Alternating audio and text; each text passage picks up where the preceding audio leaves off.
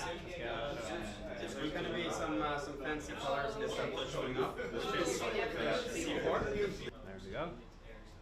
As soon as it hits 1, you start collecting data. He's close.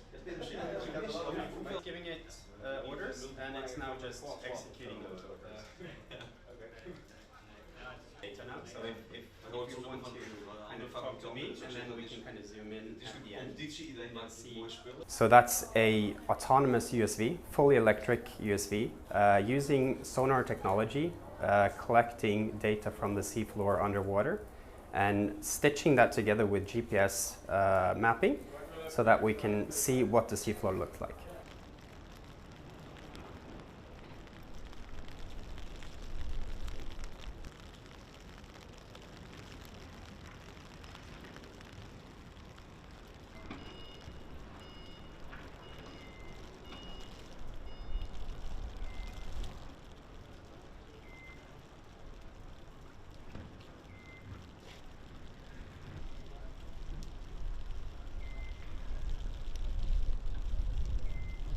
Previously, you'd have to have a big vessel and big chunky equipment to gather this data. You'd have to have a pilot, more crew, and it's going to be time-consuming, expensive. And we've narrowed that down to a single operator sitting at home behind his desk, steering and mapping all of the data. So we get a bad drift in a position if you lose position. Our DVLs they're using our truck capabilities. So if you lose one more, we still have a truck one. It's just now.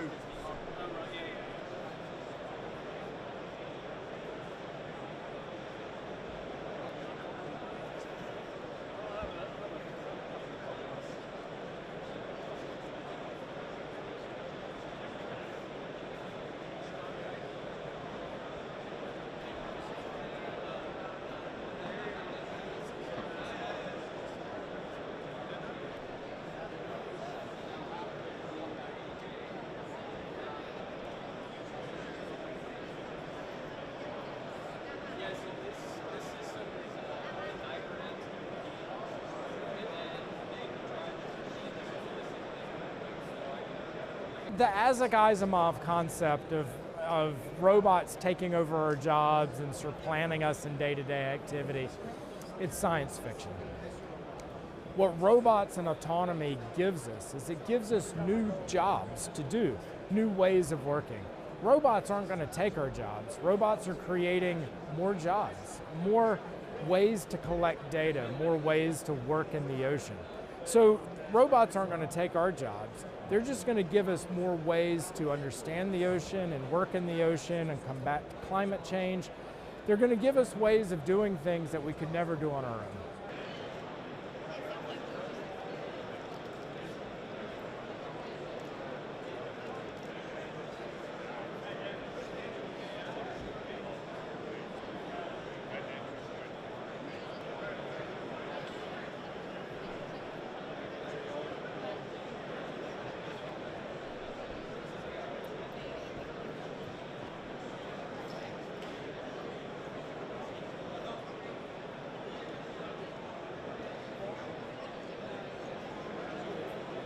But now that we have a relationship with these autonomous robots, we can conceive of ways that we can work together, we can conceive of tasking for them, we can conceive of ways that they can collect data for us and how we'll process that data and how we'll turn it into intelligence.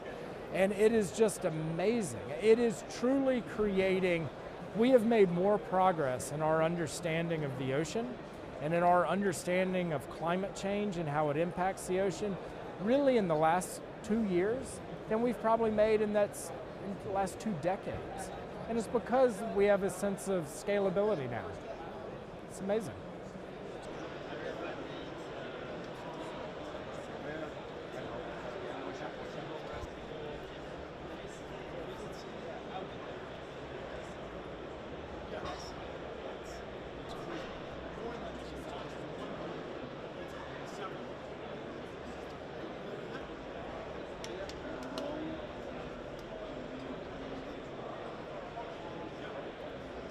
I would say the divers now, they can do a lot of stuff. They've been doing it for many, many years, right?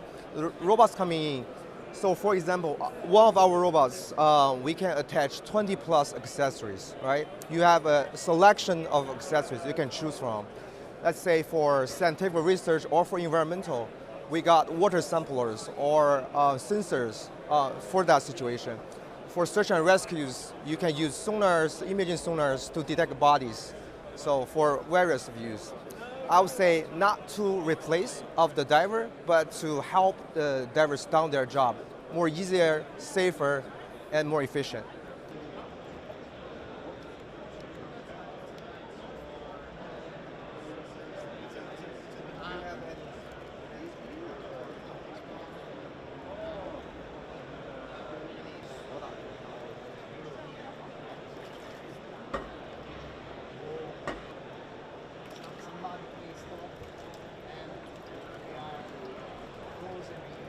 Well, I would say the first thing is smaller, and second is probably the cost will be down.